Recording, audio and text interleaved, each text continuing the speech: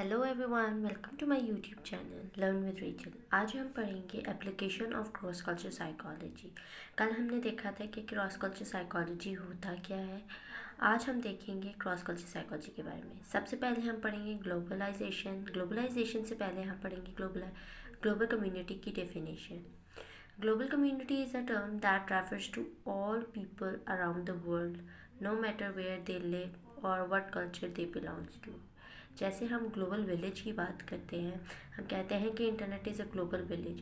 बिल्कुल उसी तरह जो है वो दुनिया के तमाम मुल्क, किसी भी कल्चर के लोग, कहीं पर भी वो रहते हैं, कैसी भी फैमिलीज उनकी है, कैसा भी बैकग्राउंड है, वो सब जो है वो ग्लोबल कम्युनिटी का पार्ट है। ठीक है, और ये सब मिलकर एक बहुत बड़ी फैमिली बनाते हैं जिसे हम फैमिली ऑफ ह्यूमैनिटी कहते हैं। ठीक है, फिर हम देखेंगे, नेक्स्ट हम देखते हैं कि cross culture psychology understanding differences.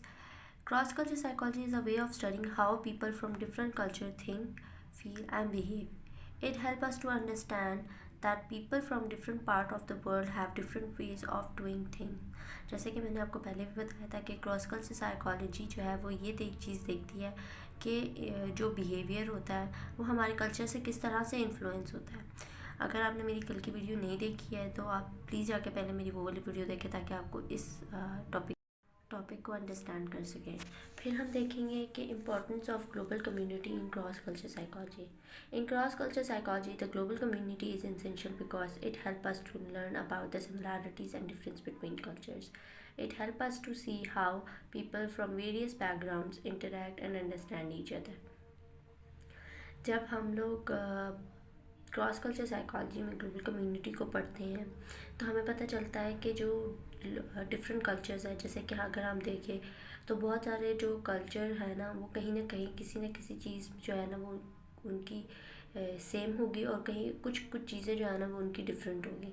ठीक है, जैसे कि अगर हम देखें, हम इंडिया और पाकिस्तान के कल्चर को देखें तो बहुत सारी चीज़ें जो हैं वो हमारे खाने या हमारे ड्रेसिंग से स्टाइल्स और भी बहुत सारी चीज़ें जो है ना वो हमारी सिमिलर है और कुछ चीज़ें जो है वो हमारी डिफरेंट है।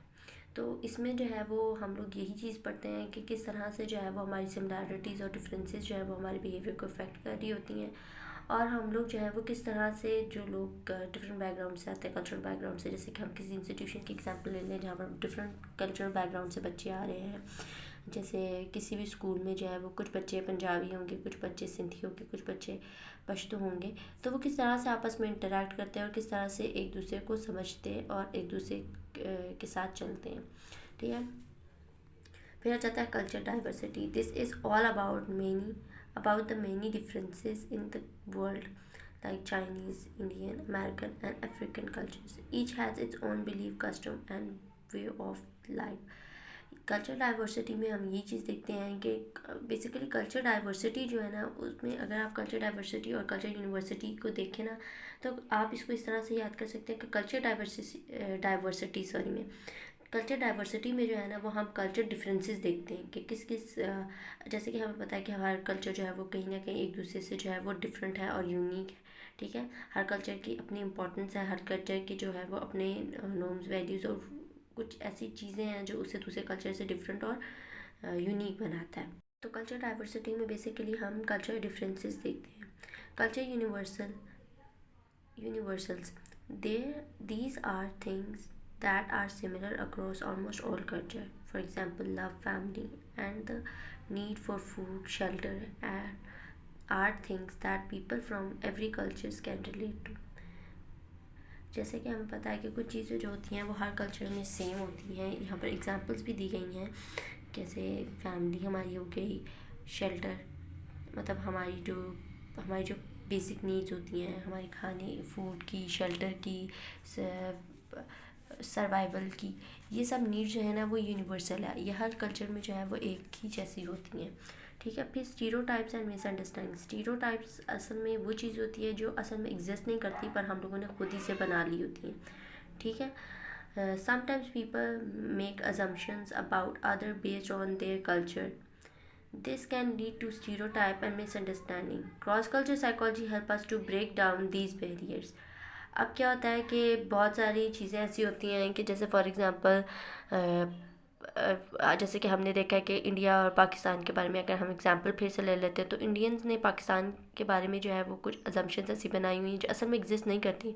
उनको लगता है कि पाकिस्तान मतलब अब तो शायद क्योंकि इंटरनेट एक्सेस बहुत ज़्यादा हो गया और शायद अब एजुकेशन भी बहुत ज़्यादा, लोग बहुत ज़्यादा लिटरेट है, तो अब शायद मुश्किल है कि लोग कुछ ऐसा सोचते हैं। पर जहाँ जो इलिटरेट लोग होते हैं जिनके पास इतना नॉलेज नहीं होता, वो यही चीज़ सोचते हैं कि सब पाकिस्तानी जो है वो टेररिस्ट होते हैं। ठीक है, एक एग्जांपल दे रही हूँ। हो सकता है आप ऐसा ना सोचते हो, पर कुछ लोग ऐसा सोचते हो कि सब पाकिस्तानी जो है वो टेररिस्ट है। ठीक है, और पाकिस्तान का जो है वो इंडियन के बारे में ऐसा ही व्यू होगा कुछ कुछ लोगों का। ठीक है, तो ये हमारे स्टीरियोटाइप हैं जो अक्सर असल में एग्जिस्ट नहीं करते, पर हम लोगों ने खुद से बनाए होते हैं। तो क्रॉस कल्चर साइकोलॉजी क्या करता है कि हमारी मिसअंडरस्टैंडिंग्स को ख़त्म करता है और वो जो है वो एक हारमनी डेवलप करता है लोगों के बीच में। नेक्स्ट हम देखेंगे communication and language. Different cultures have different language and way of communicating. Understanding these differences is crucial to effective global communication. जैसे कि आपको पता है कि क्रॉस कल्चर साइकोलॉजी में हम बहुत ज़्यादा जो है वो रिसर्चेस वगैरह करते हैं। ठीक है, तो अगर किसी रिसर्चर जो है वो सामने वाले की लैंग्वेज से ही लैंग्वेज को ही अंडरस्टैंड नहीं कर पा रहा है या उससे वो फेमिलियर नहीं है, तो वो किस तरह से लोगों के साथ कम्युनिकेट कर सकते हैं। जैसे कि फॉर एग्जांपल अगर हम देखें तो पाकिस्तान और इंडिया में काफ़ी लोग इंग्लिश बोलते थे, पर फॉर एग्जांपल अगर किसी रिसर्चर ने चाइना में जाके रिसर्च करनी है, तो वहाँ पर जो है ना वो इतना लोग इंग्लिश को वो प्रायोरिटाइज नहीं करते और वो इतनी इंपॉर्टेंस नहीं देते। तो वो क्या करेंगे कि वो अपनी जो रिसर्च होगी वो उन्हीं की लैंग्वेज में उन्हीं की लैंग्वेज में ट्रांसलेट करेंगे और उनकी लैंग्वेज में ही उनसे कम्युनिकेट करेंगे। पर अगर किसी रिसर्चर को उनकी लैंग्वेज ही नहीं आती या उसके पास कोई ट्रांसलेटर ही नहीं है या उसने इस चीज़ को गौर ही नहीं किया, तो वो किस तरह से लोगों के साथ कम्युनिकेट कर सकता है। ठीक है, फिर उसके बाद देखेंगे cultural sensitivity. Being culturally sensitive mean being aware of and respect towards other people's culture. It's like treating other how you would like to be treated.